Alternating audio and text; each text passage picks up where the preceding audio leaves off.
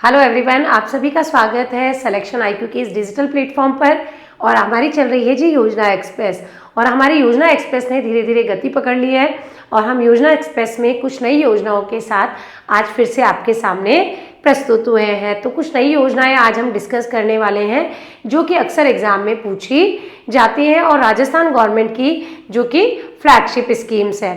तो यदि हम बात करें आज की क्लास की शुरुआत की, तो यहाँ हम बात करेंगे सबसे पहले मुख्यमंत्री विशेष योग्य जन स्वरोजगार योजना के बारे में। ठीक है, तो क्लास को शुरू करते हैं। मुख्यमंत्री विशेष योग्य जन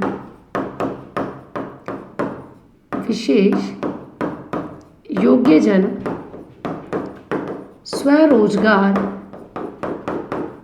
योजना। ठीक है, यदि इस योजना की बात करें तो आपको पता है, इस योजना के नाम से ही पता चल रहा है कि विशेष योग्य जन जो कि दिव्यांग लोग होते हैं उनके लिए योजना शुरू की गई है कि वो अपने लिए स्वरोजगार के अवसरों को बढ़ावा दे। और इसके लिए सरकार क्या कर रही है, इन्हें आर्थिक सहायता प्रदान कर रही है। तो देखो, ऐसी योजनाओं की आपको जनरली डेट नहीं मिलती है।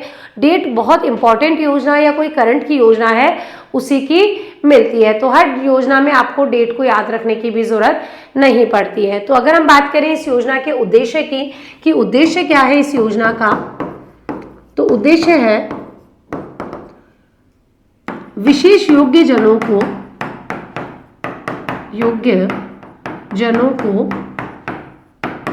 वित्तीय सहायता प्रदान कर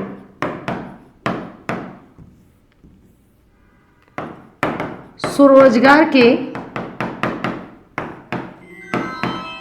अवसरों को बढ़ावा देना। टेढ़ा मेढ़ा हो रहा है क्या कुछ? अवसरों को बढ़ावा देना या प्रोत्साहित करना, ये इसका उद्देश्य है। क्या किया जाता है इसके तहत? तो भैया 5 लाख रुपए तक का ऋण विशेष योग्य जनों को दिया जाता है। तो लाभ क्या दिया जाएगा, आपको ध्यान रखना है कि इसके तहत जो लाभ दिया जाएगा वो होगा 5 लाख रुपए तक का ऋण। ठीक है, तो 5 लाख रुपए तक का ऋण दिया जाएगा। सिर्फ ऋण देने से क्या है, ऋण तो मैं कहीं से भी ले लूंगी, नहीं, उस पर हमें दिया जाएगा जी अनुदान भी। ठीक है, तो इसमें 5 लाख रुपए तक का, एक मिनट, इसमें 5 लाख रुपए तक का ऋण प्रदान किया जाता है। ठीक है, अब ये जो ऋण है उस पर दिया जाता है अनुदान।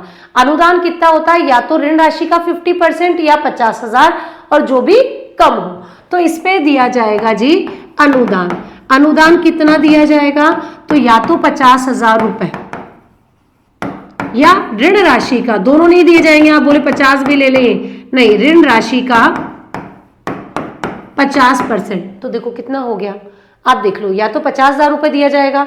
ठीक है, अगर मान लो आपने 1 लाख रुपए का ऋण लिया है तो उसका 50% क्या हो गया, कितना हो गया, 1 लाख पे 50,000 रुपए हो गए। या तो वो दिया जाएगा या 50,000 रुपए दिया जाएगा, ऋण राशि का 50% तक। जो भी कम हो, ये याद रखना, जो भी कम हो वही दिया जाएगा। ज्यादा वाला पार्ट नहीं दिया जाएगा, कम वाला पार्ट इसके तहत दिया जाएगा। ये अनुदान राशि है जो कौन देगी, सरकार देगी। तो 50,000 आपको ध्यान रखना है, ऋण राशि का 50% आपको ध्यान रखना है और 5 लाख रुपए तक का ऋण आपको इसमें ध्यान रखना है। इसकी कोई पात्रता भी है क्या, सबको देंगी? हाँ, नहीं जी, बिल्कुल इसकी पात्रता है। पात्रता होनी चाहिए आपकी जो वार्षिक आय है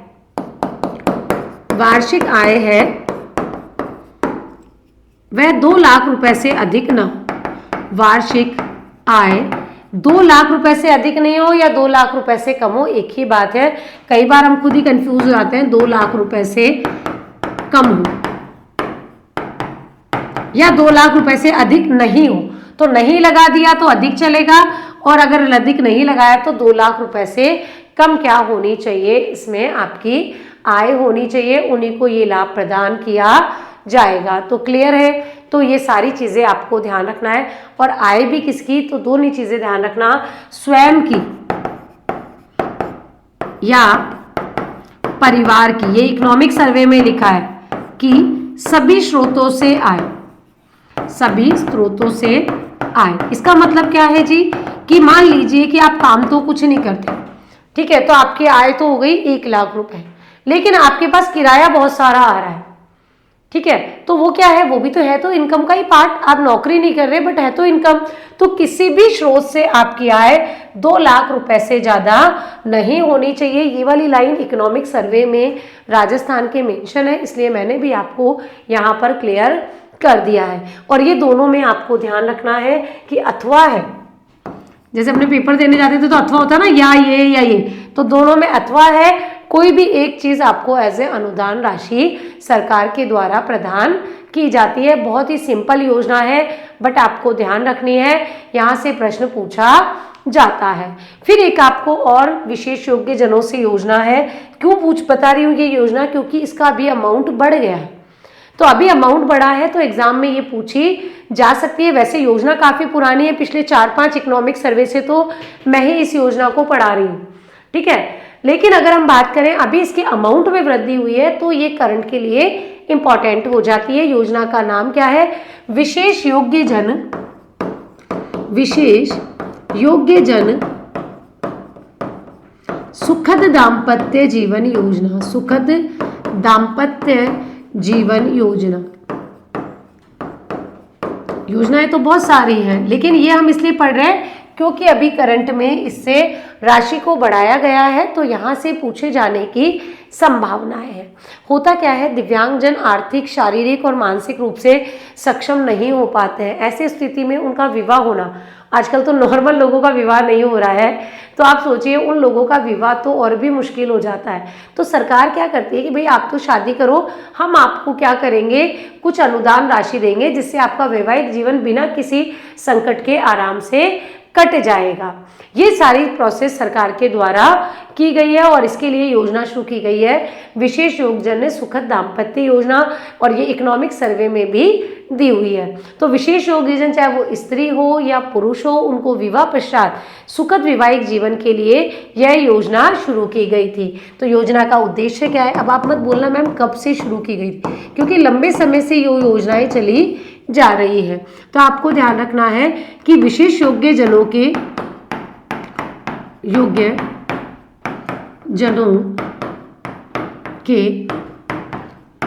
वैवाहिक सुखद दाम्पत्य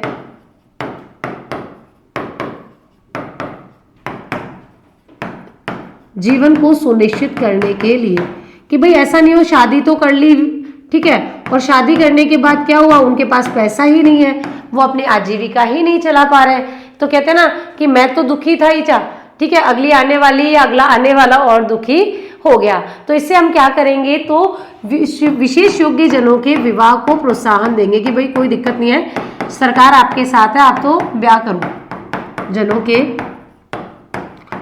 विवाह को प्रोत्साहन देना। और सरकार क्या करती है, सरकार तो वित्तीय सहायता ही देगी, उनके लिए लड़का लड़की थोड़ी ढूंढेगी। तो सरकार इसके तहत क्या करती है जी, उनके लिए सरकार 50,000 रुपए की वित्तीय सहायता देगी। तो लाभ क्या दिया जाएगा, तो आपको लाभ ध्यान रखना है कि सरकार द्वारा 50,000 रुपए की, देखो मैं कलर भूल जाती हूँ पेन का, वित्तीय सहायता प्रदान की जाएगी। सहायता ये किसको दी जाएगी, विवाहित विशेष योग्य जन को, विशेष योग्य जन को दी जाएगी 50,000 रुपए की वित्तीय सहायता।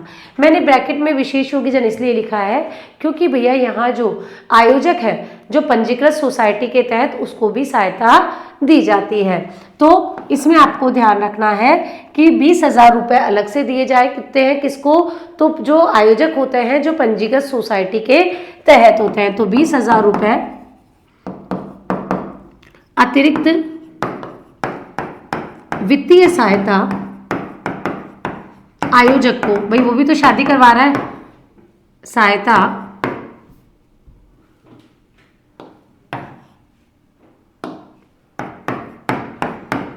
पंजीकृत आयोजक को, पंजीकृत सोसाइटी आयोजक,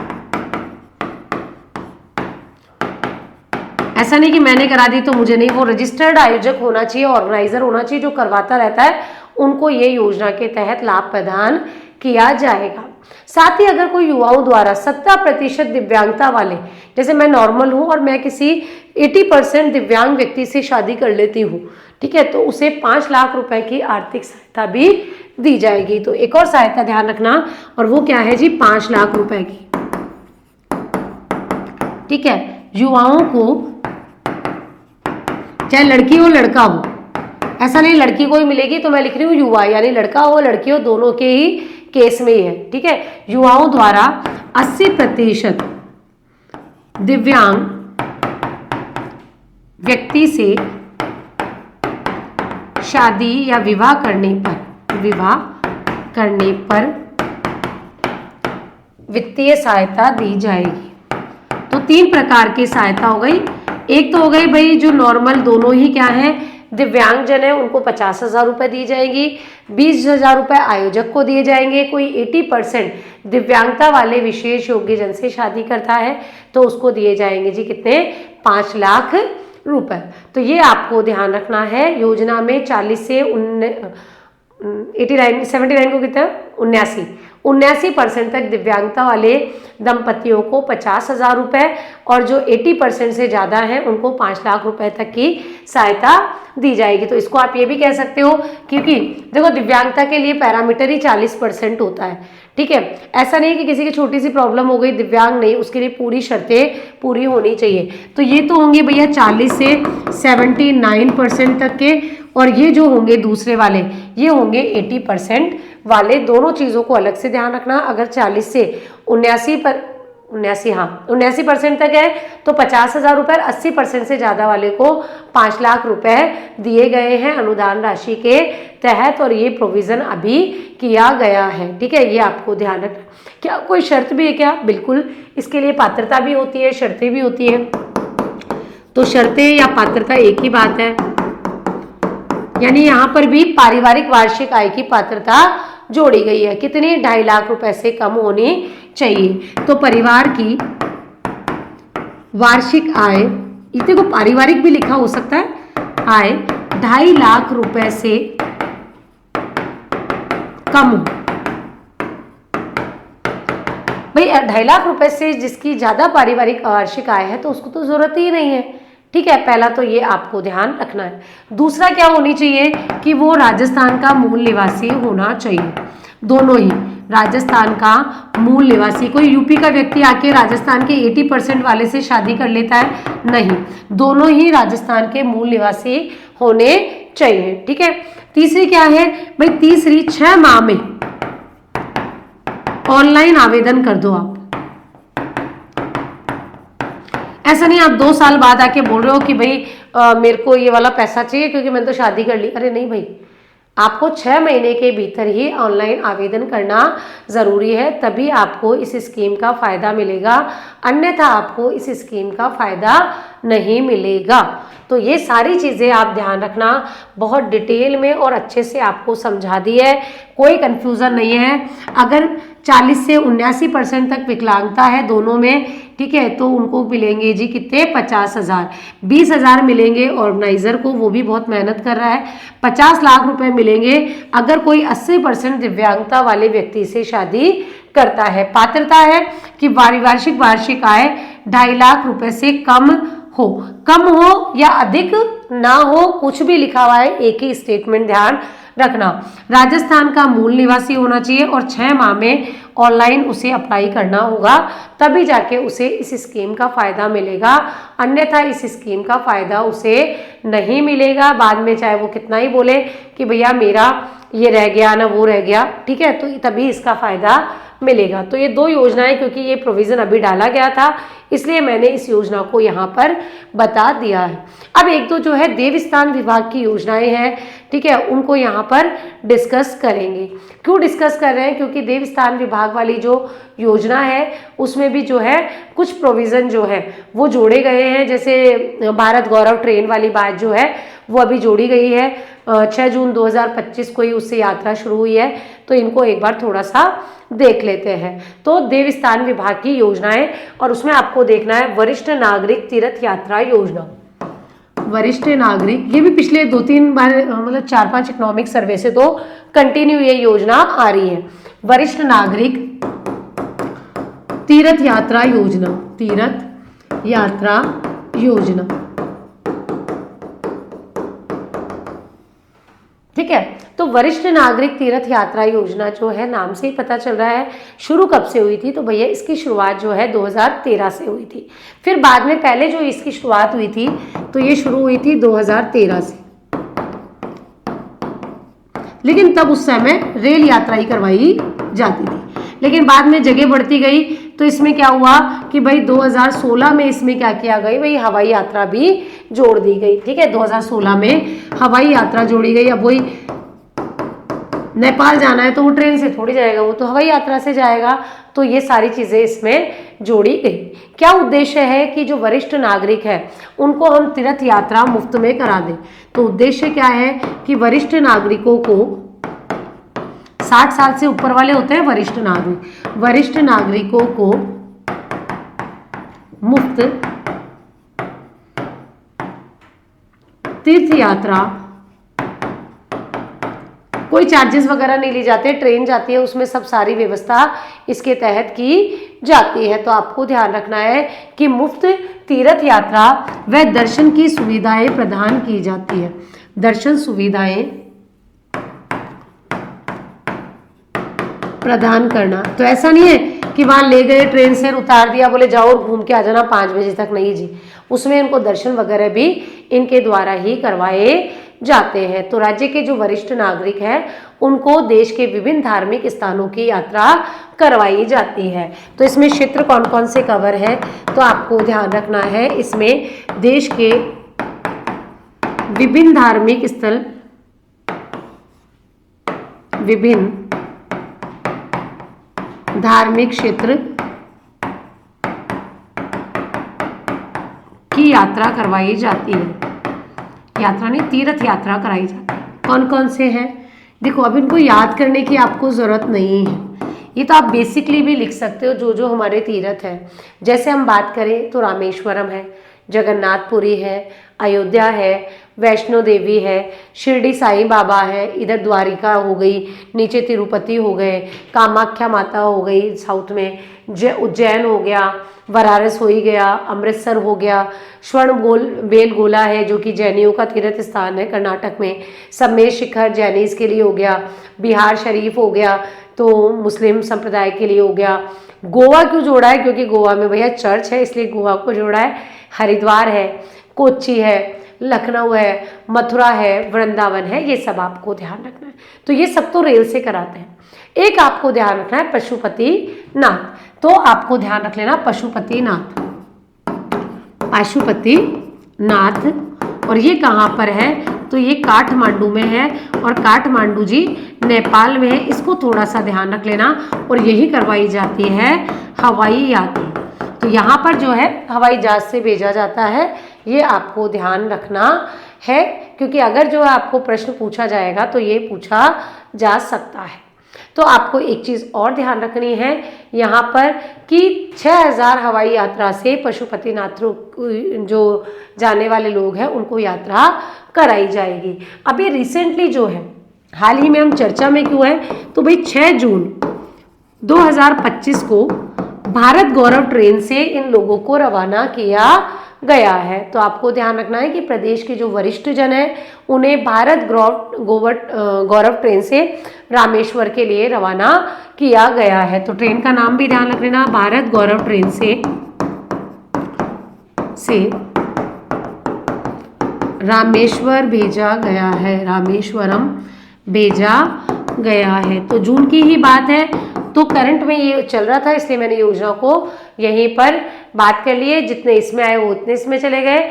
ये गत वर्ष के शेष रहे यात्री थे जो पिछले साल के थे, और ऐसा बोला गया है कि वर्ष 2024-25 में हम 50,000 वरिष्ठ नागरिकों को एसी ट्रेन से क्या करवाएंगे जी, हवाई यात्रा करवाएंगे। ठीक है, तो हमने इसमें टारगेट भी रखा है कि 2025-26 में हमारा जो टारगेट है ट्रेन के माध्यम से तो कितना है 50,000, तो 50,000 वरिष्ठ नागरिकों को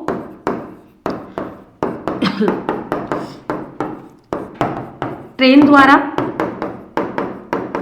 और 5,000 को हवाई यात्रा करवाएंगे। ठीक है, तो सॉरी 6,000 को वरिष्ठ नागरिकों को हवाई यात्रा द्वारा तीर्थ स्थानों की यात्रा करवाई जाएगी, ये ध्यान रखना। और वैसे भी हवाई वाली एक ही जगह जाती है पशुपतिनाथ की, तो ये अभी करंट में चर्चा में थी, इसलिए हमने यहाँ पर इसकी बात की है। इसी प्रकार की एक और योजना है भीमराव अंबेडकर तीर्थ यात्रा योजना। ठीक है, तो ये तो सबको पता है, लेकिन हो सकता है उसके बारे में आपको ज़्यादा जानकारी ना हो, तो अगली योजना डालेंगे भीमराव अंबेडकर तीर्थ यात्रा योजना। भीमराव अंबेडकर तीर्थ यात्रा योजना, तीर्थ यात्रा योजना। ठीक है, तो ये योजना की यदि हम बात करें तो जो अंबेडकर के जीवन से जुड़े हुए स्थान हैं सिर्फ उन्हीं की निःशुल्क यात्रा करवाई जाएगी, बाकी की नहीं कराई जाएगी। इसमें साथ ही एक और प्रोविजन डाला गया है कि भैया एससी वर्ग यानी अनुसूचित जाति वर्ग के ही व्यक्ति को ये यात्रा करवाई जाएगी। तो राजस्थान सरकार ने अलग से योजना शुरू की गई है। राजस्थान सरकार द्वारा डॉक्टर भीमराव अंबेडकर के जीवन से जुड़े तीर्थों की निःशुल्क यात्रा इसके तहत करवाई जाएगी। पहले वरिष्ठ नागरिक जो तीर्थ यात्रा योजना थी उसी की तर्ज पर ये शुरू की गई है। तो उद्देश्य क्या है? डॉक्टर भीमराव अंबेडकर से जुड़े तीर्थ स्थानों की वरिष्ठ नागरिकों को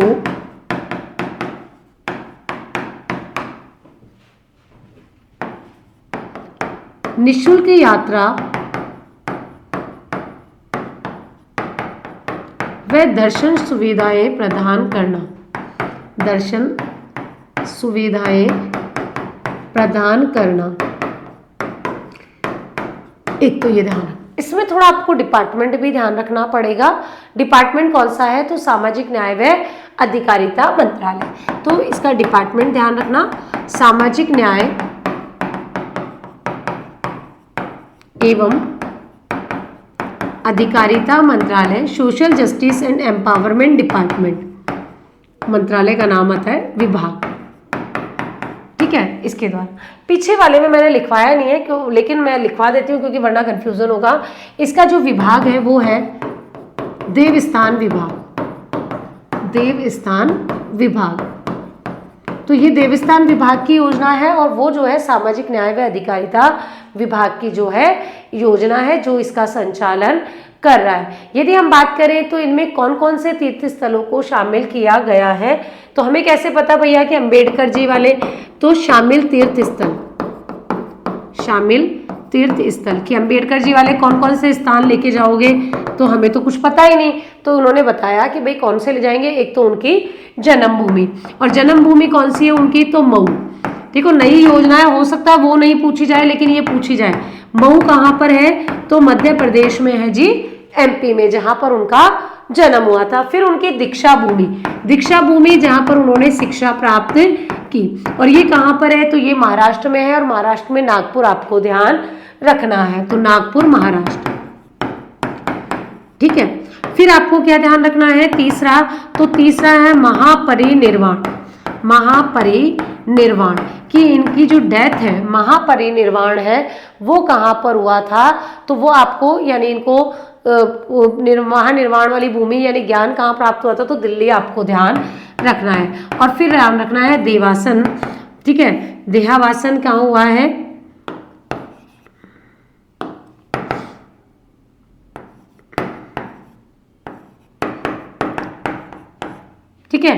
देहावसान की अब बात करें तो ये कहाँ पर हुआ है, तो देहावसान जो है, देखो एक तो हिंदी क्या है गड़बड़ हो जाती है, देह है,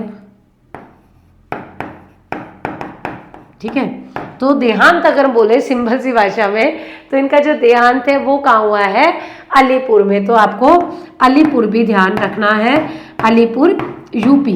तो इतने सारे जगह हम घुमाएंगे। और कहाँ इनका एक समाधि स्थल भी बना हुआ है, वो कहाँ पर है, मुंबई में है। तो इनका समाधि स्थल भी ध्यान रखना है।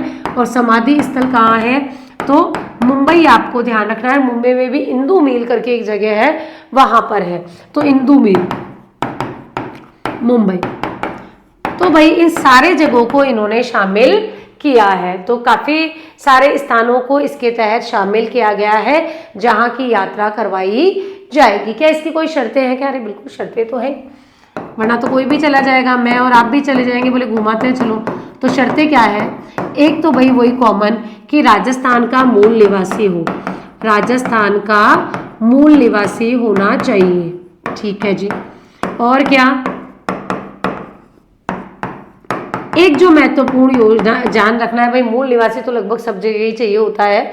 एक आपको ध्यान रखना है कि ये एससी वर्ग से संबंधित हो, ठीक है।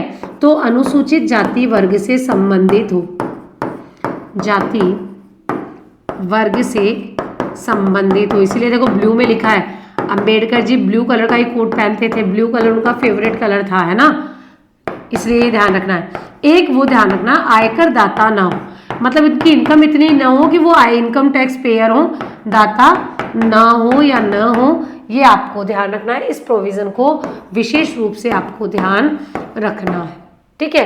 तो ये सारी चीज़ों की वो यात्रा करवाएंगे, आपको ध्यान रखना है। यात्रा में भाई रहना खाना सब कुछ सरकार देगी। इस योजना में बाबा अंबेडकर से जुड़े हुए जो है पंच तीर्थों की क्या है, क्या करवाई जाएगी, यात्रा की जाएगी। तो इन्हें क्या नाम दिया गया है जी, पंच तीर्थ। पंच तीर्थों की यात्रा कराई जाएगी जो कि इनके जीवन से हैं। यहाँ पर आवास भी दिया जाएगा, भोजन भी दिया जाएगा और यात्रा व्यय भी दिया जाएगा सरकार के द्वारा। और कौन सी सरकार भैया, राजस्थान सरकार, क्योंकि योजना किसकी है, राजस्थान सरकार की योजना है। तो इसको आपको ध्यान रखना है, क्योंकि देखो वो तो सबको पता होगी, ये विशेष रूप से आप ध्यान रखना, नई योजना है, पूछी जा सकती है। और स्पेशली अंबेडकर के जी के जीवन से है तो और भी ज़्यादा इम्पोर्टेंट हो जाती है। तो पंच तीर्थ स्थल ही पूछ ले कि पंच तीर्थ स्थलों में कौन शामिल है, कौन सा शामिल नहीं है, तो वो भी आपको ध्यान में रखना है। अगली योजना कौन सी है, तो सिंधु तीर्थ योजना या सिंधु दर्शन योजना, सिंधु दर्शन योजना। अब ये जब सारी चला ही रहे हैं योजना देवस्थान विभाग की, तो इसकी भी बात कर लेते हैं। विभाग कौन सा है इसका, तो देवस्थान विभाग, देवस्थान विभाग की ये योजना है। इसमें तो सीधा ही पता चल रहा है कि भैया सिंधु जो तीर्थ स्थल है उस पर यात्रा पे जाने वाले जो लोग हैं उनके कुल व्यय का 50% या अधिकतम 15,000 की आर्थिक सहायता सरकार के द्वारा दी जाएगी। पूरा पैसा नहीं देंगे, सिर्फ कितने देंगे, 15,000 रुपए, या हम बोले 50% तक सरकार के द्वारा दिया जाएगा। योजना का प्रारंभ भी आपको ध्यान रखना है 1 अप्रैल 2016 से। उद्देश्य क्या है, तो उद्देश्य है कि भैया सिंधु तीर्थ दर्शन हेतु वित्तीय सहायता प्रदान करना, वित्तीय सहायता प्रदान करना, ठीक। कितनी वित्तीय सहायता या क्या लाभ प्रदान किया जाएगा, तो बहुत सामान्य सी योजना है कि आपको ध्यान रखना है कि सिंधु तीर्थ पर जो भी यात्रा पर जाने वाले पर होने वाला व्यय है उसका हम 50% या अधिकतम 50,000 रुपए की आर्थिक सहायता देंगे। तो आपको ध्यान रखना है सिंधु दर्शन तीर्थ स्थल पर जाने पर होने वाले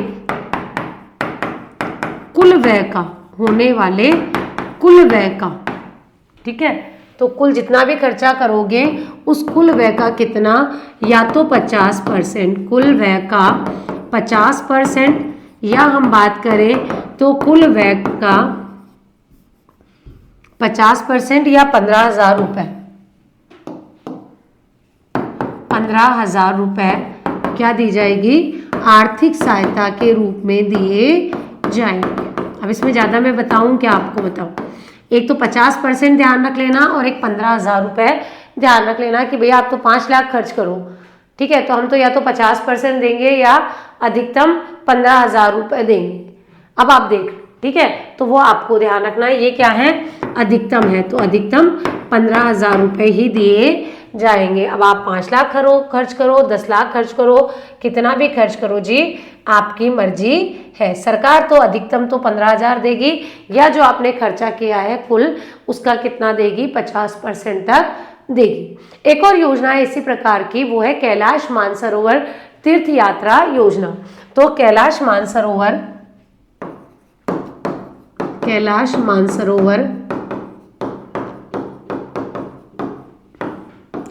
तीर्थ यात्रा योजना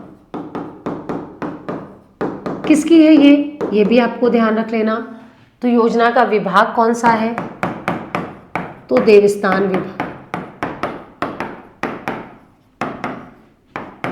जब आप आरएस वगैरह की तैयारी करते हैं तो आरएस में अलाइड सर्विसेज में आपको ये क्या दी जाती है, बेनिफिट, ये इस डिपार्टमेंट में भी आपकी जॉब लगती है। तो इसमें आपको ध्यान रखना है, सिंधु दर्शन में मैंने बता ही दिया 50,000 रुपये और प्रति तीर्थयात्री 15,000 रुपये अधिकतम दिए जाते हैं, ठीक है। और ये वाली जो योजना है कैलाश तीर्थ मानसरोवर योजना, सेम वैसी योजना है कि जो भी कैलाश मानसरोवर की तीर्थ यात्रा पर जाता है उसको कितने 1 लाख रुपए की राशि सरकार के द्वारा इसके तहत प्रदान की जाती है। तो इसमें 1 लाख ध्यान रखना है, उसमें कितना ध्यान रखना है, या तो 15,000 रुपये या 15%, दोनों आपको यहाँ पर ध्यान रखने हैं। तो सिंपल सी योजना है, ज़्यादा कुछ इसमें है नहीं, सिर्फ आपको 2 चीज़ें यहाँ पर ध्यान रखनी है। तो इसमें एक ध्यान रख लेना, कैलाश मानसरोवर तीर्थ यात्रा पर जाने वाले यात्रियों को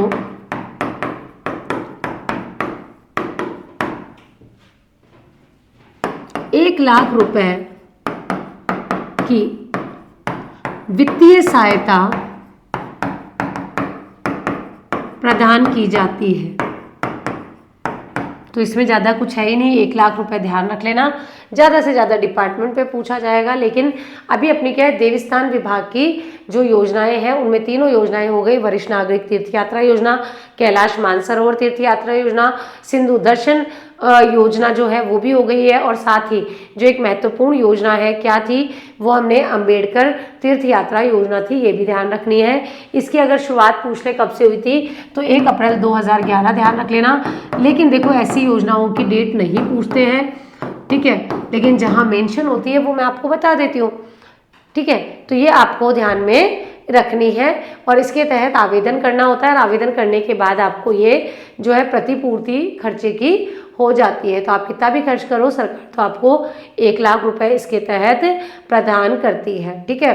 तो भीमराव अंबेडकर तीर्थ यात्रा योजना को स्पेशली ध्यान रख लेना, राज्य की योजनाएं अभी अभी शुरू की गई है, तो हो सकता है आपसे वहाँ से प्रश्न पूछ लिया जाए, ठीक है।